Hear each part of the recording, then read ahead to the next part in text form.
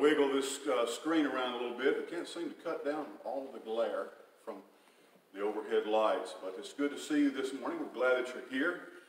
There are the Sunday school books for the next Sunday school quarter, which begins on June the 1st, the first Sunday in June, June the 6th, and starts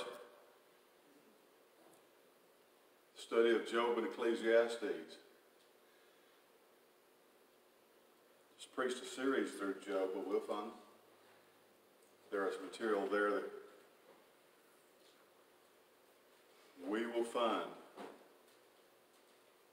Looking forward to having Phil with us on Homecoming Sunday. We'll start our full Sunday school meetings on that day. Move back into the Sunday school classrooms, and then also dinner after the meeting that day, 12:30, potluck dinner. So have been talking with Linda and some of the ladies, find out if nothing special on the menu, just bring what you like to eat and what you enjoy yourself and what you would like to contribute to everybody else. Let's make a big spread, and we'll see. We had a good turnout and a good breakfast, a good brunch for Mother's Day. We'll do that for homecoming. It will be here very soon. We have one more lesson in Luke. It will finish up today. We'll be looking at Jesus' appearance to the two disciples on the road to Emmaus. It's one of my favorite stories in Luke and perhaps even in the New Testament. We're going to look at that today. We're in part 23, so there will be 24 chapters, 24 parts to finish up. Though we haven't looked at every chapter or every verse that's in the Gospel of Luke, I like Luke's writings. It hasn't been too long ago, maybe only a couple of years ago, that I preached through the book of Acts. And it is inspirational as well. But I'm glad that you're here this morning. Tune in online, or if you're those who are here this morning. Let's start. We're looking at Luke's Gospel, chapter 24 and verse 13. We have some prayer requests. Randy, I'm sorry, we've been dancing all weekend, so my phone has been either left out in the van or the ringer turned off. So you left a couple of messages. He said he had earlier in the week had his cousin's mother-in-law passed away. I don't know, have they had her memorial service yet? I believe she was a very, very long-lived person that you mentioned. And then his second or third cousin was attacked by a dog this week. So I don't know if that made the newspapers or not, but they say that doesn't. But a man bites dog might make the newspapers. So I'd mentioned last Sunday the young man in our family who is a police officer, Sean Weaver, and his grandfather passed away this weekend. So we just learned about that this morning.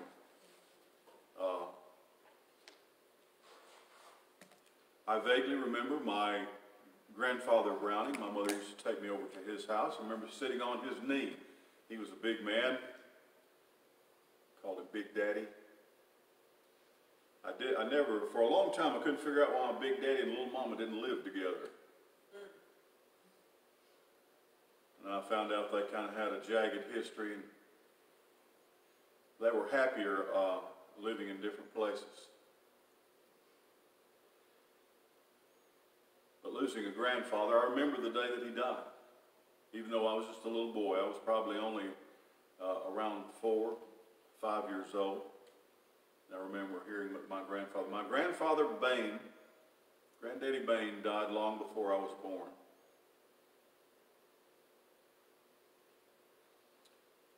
He married my grandmother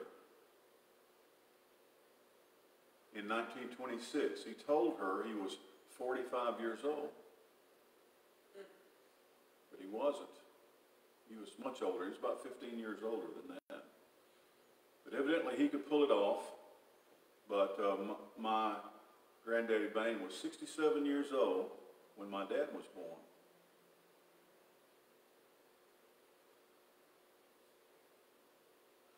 could still wear my dad out, but he just couldn't chase him down. Daddy was mischievous always, not just as a child. Daddy would tell us that he'd start getting out the razor strap or taking his belt off, and Daddy would take off.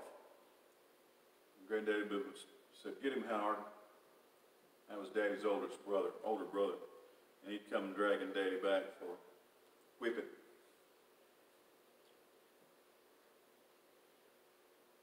This is after the death and resurrection of Jesus. I suspect this is not the only type of revelation that Jesus participated in. It shows a little mischief on his part. The New Testament tells us that when Jesus rose from the grave, that all through Jerusalem, people, family members, loved ones who had died, showed up at home. You know, "Hello, it's me." I never hear people preach on that verse very much. That's a lot of resurrection power. It was so powerful when Jesus came to life that it affected those around him. I've heard preachers say, the Bible doesn't say this, but I've given a great deal of credence that when Jesus stood outside the tomb of Lazarus, if he had not spoken Lazarus' name specifically, it would have created havoc. Everybody that was dead would have come out. If he just said, "Come forth." And he said, "Who, me?"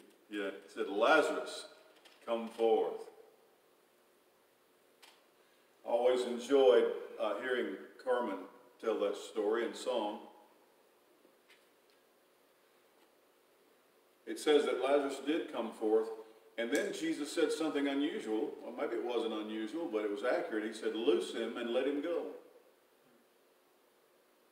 So Carmen always said that Lazarus was hopping out, did the holy hop. He was coming out, but if he was wrapped like a mummy head, how did he come out? Well, I kind of want to think he kind of levitated, kind of floated out. Loose him and let him go.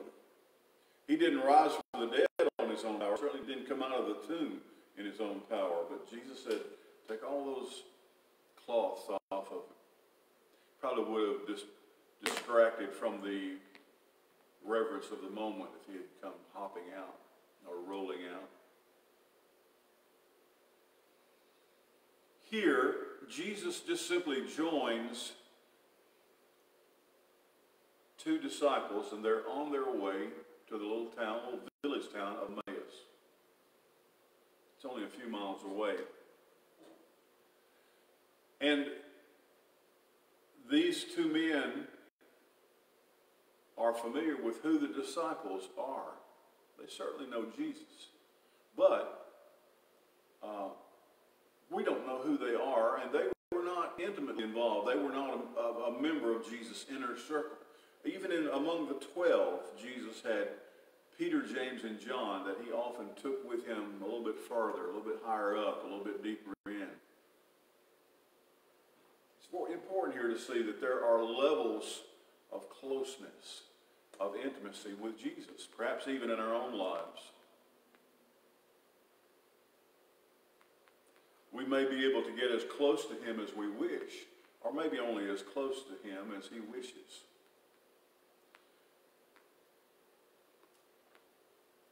We talk a lot today about equality and about equity.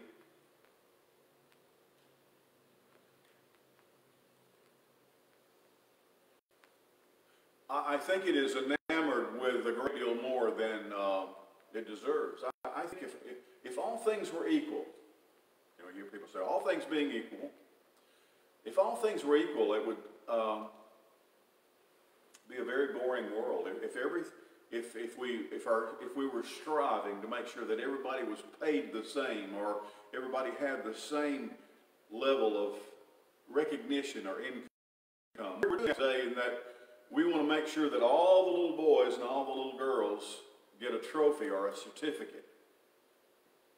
We don't want their feelings to be hurt, and yet there are some, let me tell you what, of all the little girl dancers I've ever seen, there are some that are very good and some are just funny. So true.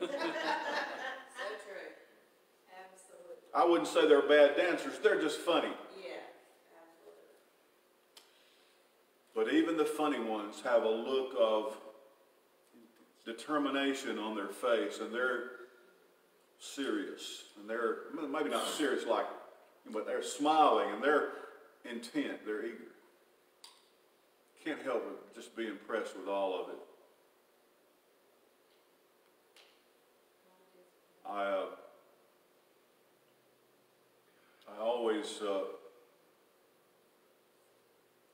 I at times at different sporting events have seen the people in the crowds, but they were most often family members and friends. I almost knew almost all of them. We grew up at the ball field. We started at Johnson's pasture, and there was a pasture and a dirt infield and a backstop, but then there was just like that whole pasture was ringed with trees, and it just, you could sit back there in the shade, just right at the edge of the near the first base and the third base line, and your family sitting there in the chairs that they had brought, sitting on pallets on the ground. There's no shade when we had a really nice, fancy, modern, new ballpark at Flint, but there was no shade there. Sit out on those hot metal bleachers in the sun. But we were so proud of everything. The lights beside, we could even play at nighttime.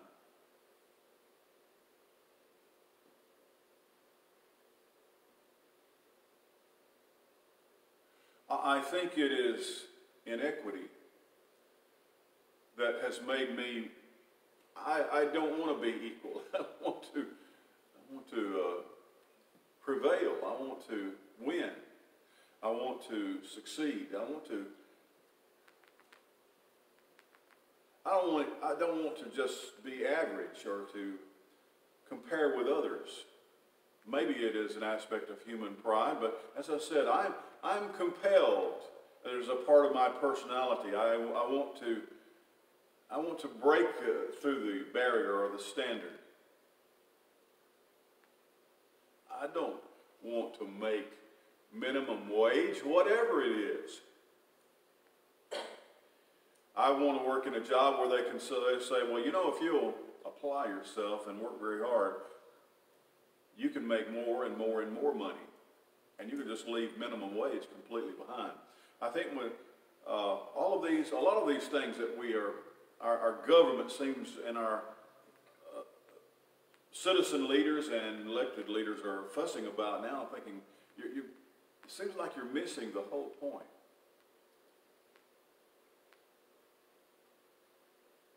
I want to be as close to Jesus as I can possibly be. I don't want to be as close to Jesus as you are. I want to be as close to Jesus as he will let me be. Remember when it says that there were two of John the Baptist's disciples. Jesus turned around and there they were. In the Aramaic, Jesus said, "What do you want?" They said, "We want to go. We want to find out where you're staying. Find out where you're." They knew that he didn't live there, but you got to be, where are you camping out? Who you're staying with?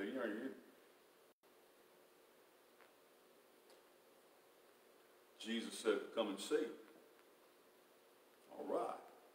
I'm sure those two disciples looked at each other and said, "All right, we're in."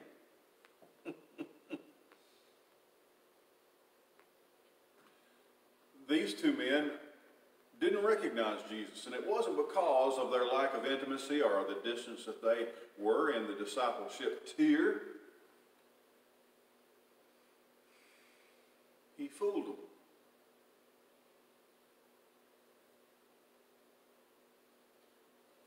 in the message today, we're going to be looking at the story of the woman at the well, the Samaritan woman. There are lots of women who went to the well. And at that particular well, they were all Samaritans, I suspect. And Jesus ultimately told her who he was. As a matter of fact, it had kind of seemed like it was a secret or something he was not yet. You know, his mother said, well, they don't have any wine. He said, whoa. He said, well, it's not time. We're on a schedule here. That woman from Samaria was the very first person he told her who he was. He didn't say, I'm Jesus. He didn't say, I'm Jesus from Nazareth. She knew he was a Jew. She said, when the Messiah comes, and he says, he's here. I that speak to thee am he. I said, it's amazing. I studied under many very liberal Bible teachers in my formal education, and they would say, well, you know, Jesus never claimed to be the Son of God. Jesus never, that was just something that developed later. It was a part, it got added to the story. Jesus never told anybody that he was the Messiah, never claimed to be the Messiah. He just, if you just kind of look through the text here, you'll find out that Jesus never did raise anybody from the dead or feed the thousands, that he was obviously a very great person, but all these myths and legends just got piled onto it. Well, that's nonsense.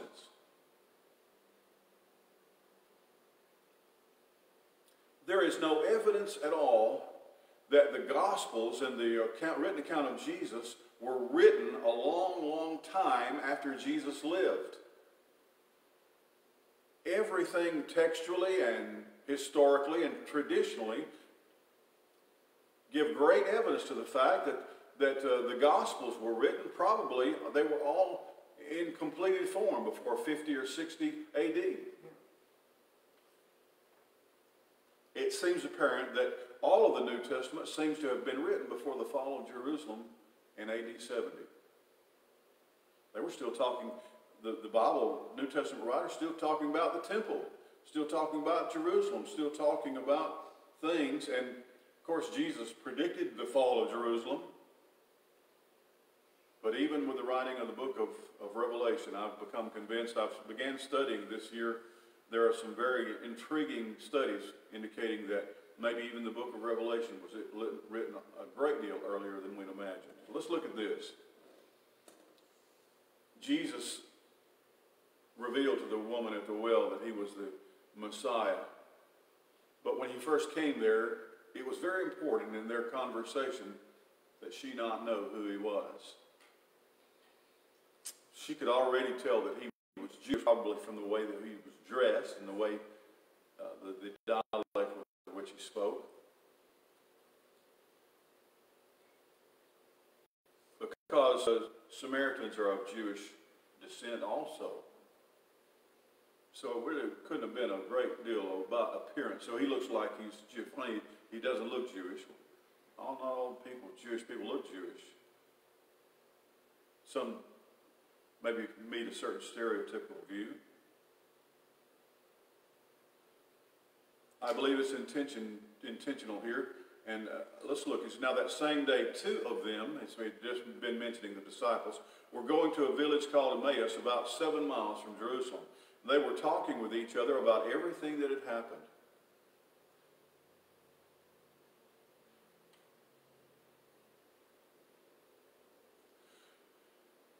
They were talking as they were going along about everything that had happened in Jerusalem. And with their discourse and their conversation, I think we're talking more these days than we've ever talked. We hear more people talking on our phone, on our television, on our radios. More people are saying more things. These men were talking about everything that had happened and had very little understanding, had very little knowledge of actually what had transpired.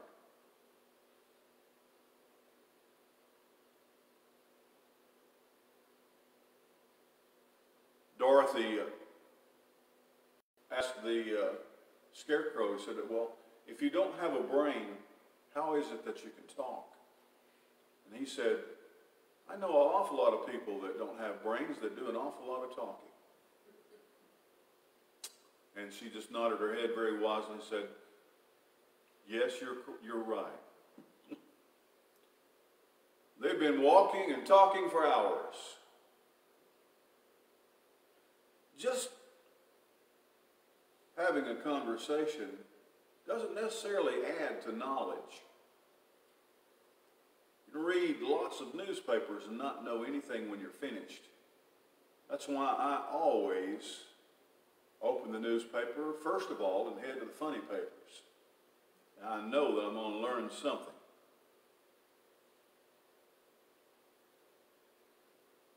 I don't want to believe anything that is on the front page. I don't want the front page to tell me all the things that are important. Because I know the really important things are back on page 7, down at the bottom of the page in the small print. Wonder why they even printed it at all. Well, they really just didn't want to, other people will say, well, they didn't even print anything. Well, yeah, we did. As they talked and discussed these things with each other, Jesus himself came up and walked with them. But they were kept from recognizing him. It doesn't say they were stupid or that they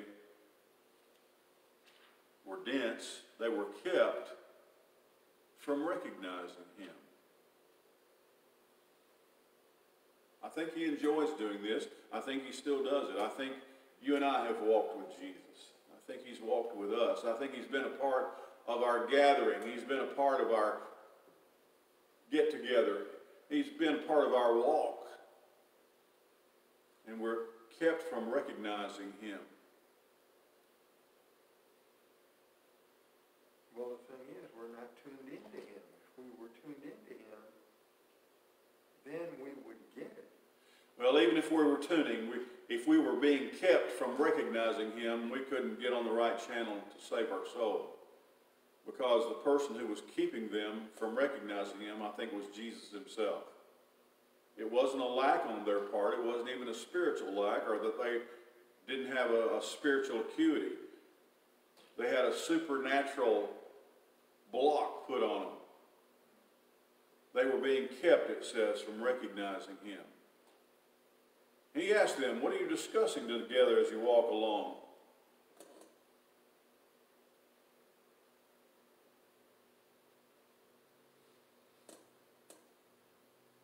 Never seen that before. Changed the slide and it took a minute to find it. I like this picture. I doubt very much that Jesus had on his best white garment. You know, even if you're being kept from recognizing you, you look at him and say, whoa, got your Sunday best on. That's pretty bright. He probably was very nondescript. But yeah, the director of this shot here is trying to make a point. They stood still and their faces downcast after Jesus had asked them, what are you talking about? And one of them, named Cleopas, we do know one of them, he's asked him, says, are you the only one visiting Jerusalem who does not know these things that have happened there in these days?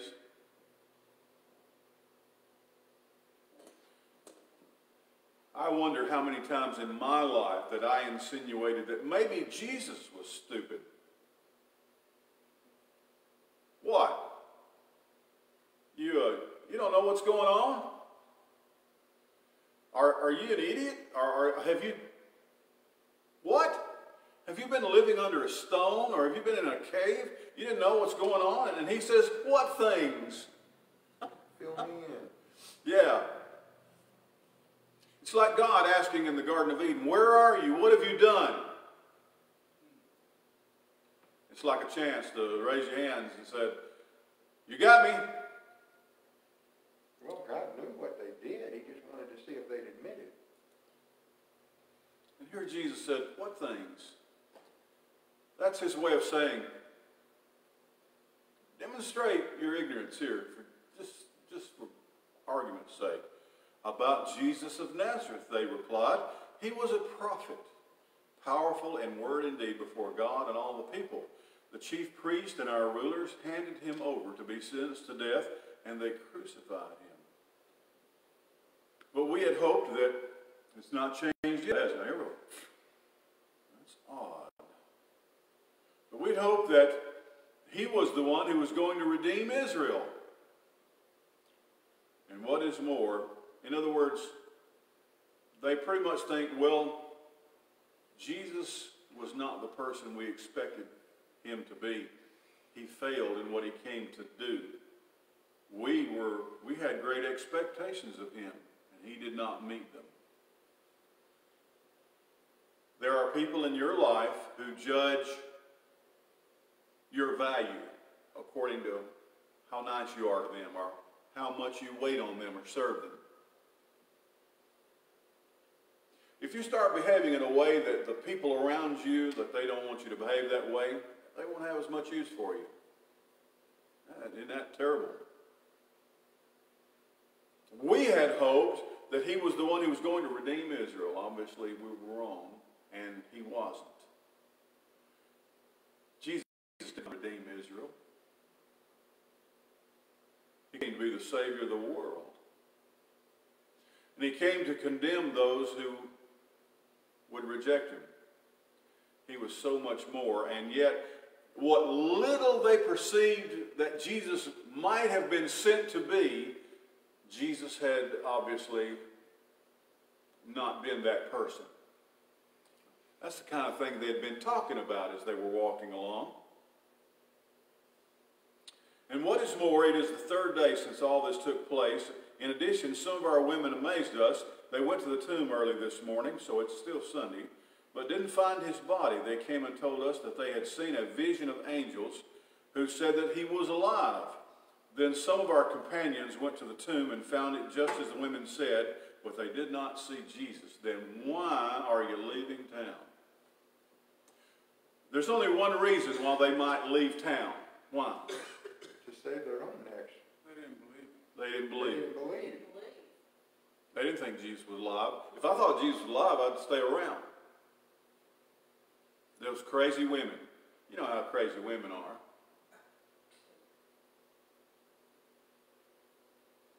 Well, if you look at it from their perspective, Jesus had gotten killed.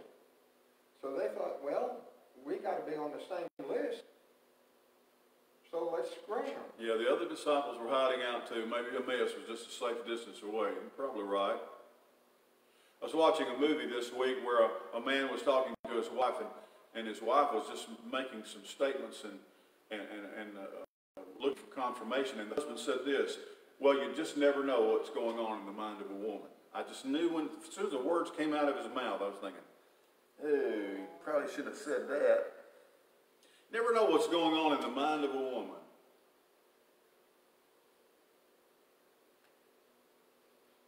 And he, Jesus,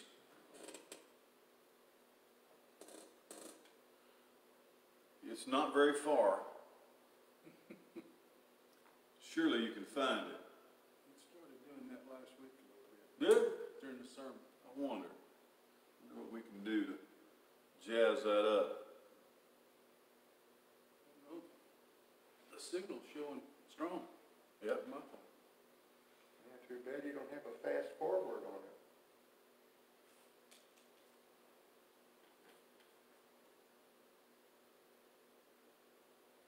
I know what I would do to punch it. Let me go on. I'll read and we'll let the text catch up with us.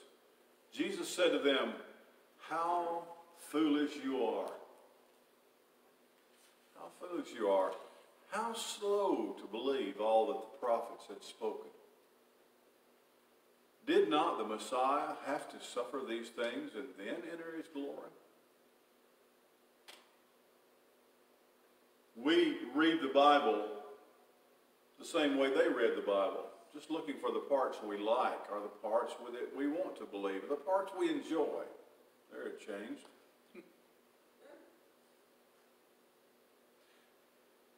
And beginning with Moses and all the prophets, he explained to them what was said in the Scriptures concerning himself. As they approached the village to which they were going, Jesus continued on as if he was going farther. But they urged him strongly, "Stay with us. It's nearly evening. The day is almost over." So he went in to stay with them.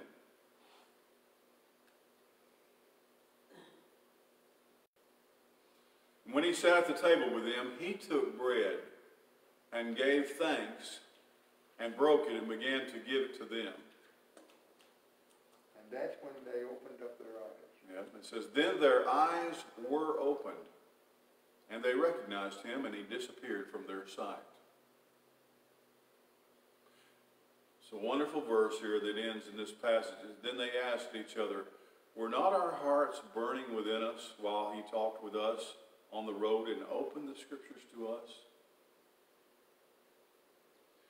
And that is why he made as if he was just going to go on the rest of the journey. And they said, "Please stay." They wanted to hear more. They wanted to see. They had no idea what else they would hear or see. They probably stayed at an inn or a place that took in travelers. They were on the road, and as always, there were places who built near the modern thoroughfares. We think of a highway, just a dirt path probably, that was what the roads were until the Romans began to actually build real roads. They stopped in there, and the fact that Jesus is the one who broke the bread means that he took the role of the host. If you were in another person's home or in a business establishment, someone would assume the position of the head of the table, so to speak, or the one who breaks the bread, the host. When he broke that bread, it was his intention for the scales to fall from their eyes, for their inability to recognize, to be peeled back, and what a shock that must have been, that it was Jesus. And then he just vanished.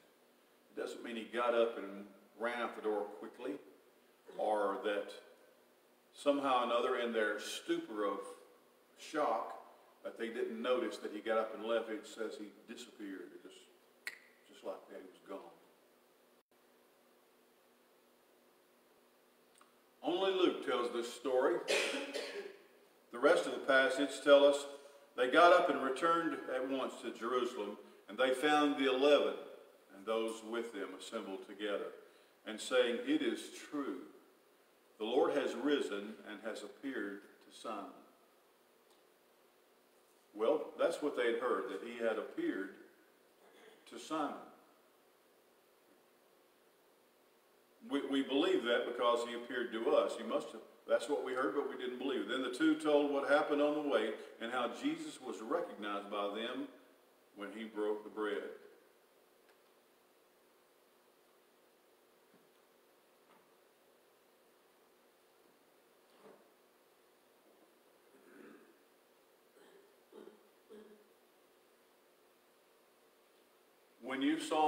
When you first saw Jesus with the eyes of faith, it's because he gave you sight.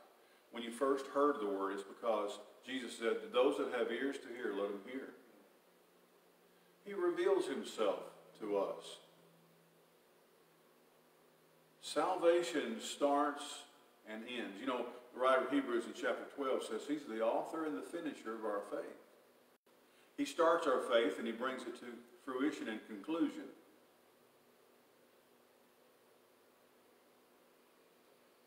We often, as evangelicals, see that when we just throw the gospel out there and we hope maybe someone will pick up on it. No, it's all very intentional, very purposeful. It doesn't involve any chance at all of maybe some will come to Christ and maybe some will not.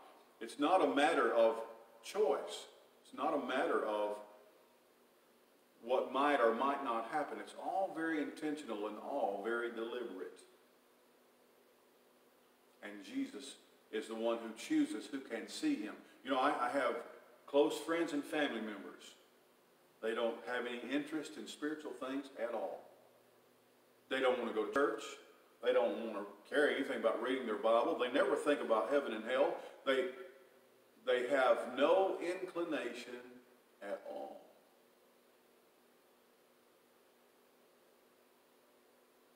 And yet, you and I, it is what it consumes our life. It's so important to us. It is something that draws us and attracts us, and it interests us, and we pursue it, and it pursues us. And sometimes we can't understand why there might be people out there who, we talk to them, I don't want to talk about stuff like that. They have no interest at all. There are many things in life that they find an interest in, and they have no interest at all in the Lord or about spiritual things. It just has no allure to them at all. It is because the hunger, Jesus said, blessed are those who hunger and thirst after righteousness, because they'll be filled. Because He's the one that creates the hunger. He's the one who creates the thirst. Yes, whosoever will may come. But there are so many people that just have no will. They have no desire. They're not thinking about what can I do to please God, or how can I get to heaven, or the rich young ruler came and said, what must I do to inherit eternal life?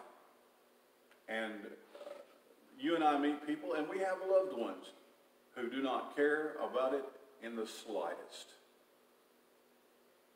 They're not hungry for what we find as our life's nourishment. They're not thirsty for what quenches us in all things. There's nothing we can do. So, you can lead a horse to water, but you can't make him drink. Sometimes you can't lead a horse to water. I've seen people trying to lead horses, and horse not always agreeable. Well, we call that a rodeo. And yes, you might say, I just get me a horse, but sometimes those horses, they come bucking out of the stall just as much as the bulls do.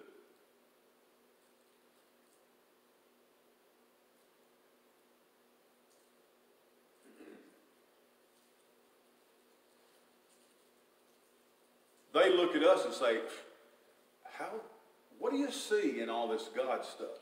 What do you see in all this? It just looks like hoodoo and witchcraft and tomfoolery, and it looks like superstition to me. It just looks like nonsense. It all looks like a bunch of foolishness. And why do you let it consume so much of your life?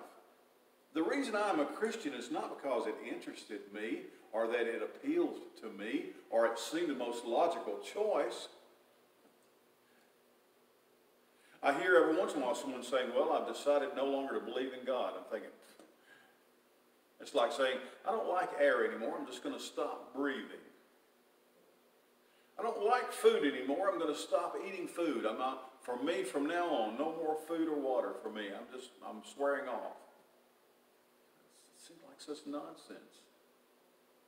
I don't believe in God anymore. I think, well, whatever you thought you had back then, whatever you kind of thought was yours, I said, that was nothing. That was never real, because you don't have what's in my life. I've been apprehended. I've been grasped. I've been taken. I'm being kept. He sought me. He called me, saved me. I didn't do it eeny, meeny, miny, moe. I didn't count potatoes, decide whether I become a Christian or not. And I didn't weigh all of the different philosophical or spiritual disciplines of humanity and pick the one that I thought was most logical or correct. I was apprehended. I was taken.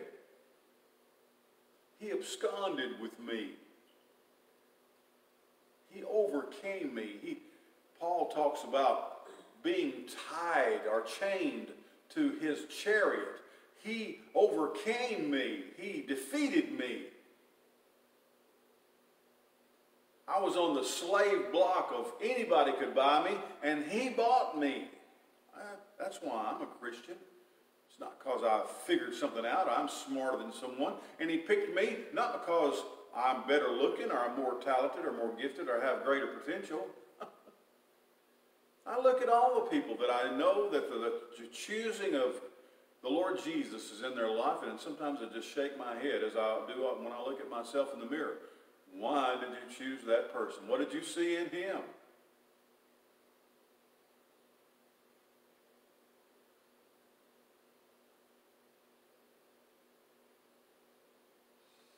Just popped in my mind.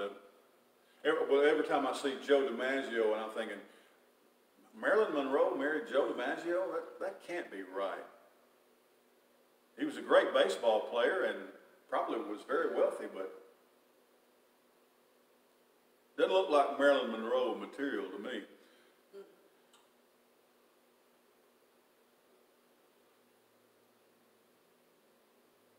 I can't remember the gentleman's name. He's a fine actor, and he's a really nice person, but he's married to Emily Blunt. Do you know who Emily Blunt is, the actress?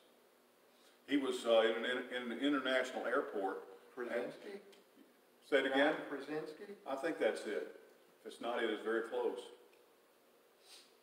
But he was in an international airport, and he was having to present his passport, and said, what are you here for? He said, I'm here for business. I'm shooting pictures. He said, oh, really? An actor? He said, yeah. He said, are you famous?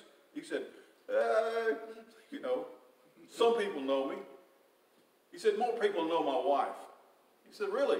Who'd you marry? And he says, Emily Blunt. And he said, you?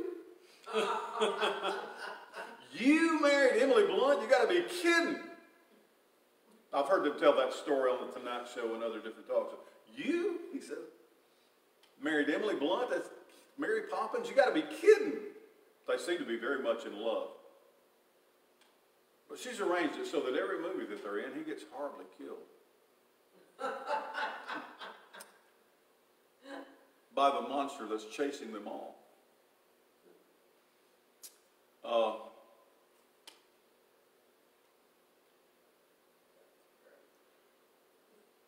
I suspect one day I'll get to the pearly gates and St. Peter will say,